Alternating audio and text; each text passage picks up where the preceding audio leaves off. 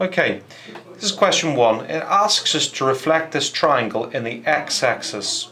So I need to make sure that I actually find the appropriate line. The x-axis is this line along here, so we need to make sure that we are reflecting the shape on that line. So if I take this triangle and consider each of the 3 points, this point is 1 square away from the x-axis, so I have to draw 1 square above.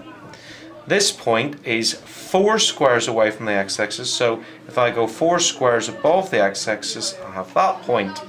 And finally, if I have that point, which is another 4 squares away, I can see that he has to be 4 squares above as well. It is worth using a ruler to connect all of these points together, because accuracy is very important when it comes to this type of work. Now, I'm going to look at the next question, okay, which is an enlargement question. It asks me to draw an enlargement with a scale factor of 3 of shape B. Now sometimes it asks me to use a particular point to do that, whereas this question's not giving me a point at all. All I've got to do is remember to use a scale factor 3. That means it's going to get 3 times as big. So I can draw it wherever I wish.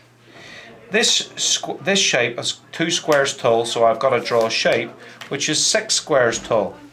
So if I start over here and draw a square which is a shape which is 6 squares tall, it is 1 square across the top, so I would have to do it 3 squares across the top. It is 1 square down, so I'd need to come down 3 squares.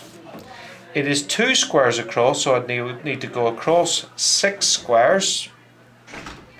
And it's quite obvious to me where the rest of it's got to be. That's 1 square down, so that's 3 squares. Okay, and I can join the rest of my shape up. I have now got a shape which is 3 times as big. It is really important to check all of these lines and make sure that it all works. 3 times 3 should give me 9. So that's 3, 6, 9. I know I've got it done correctly.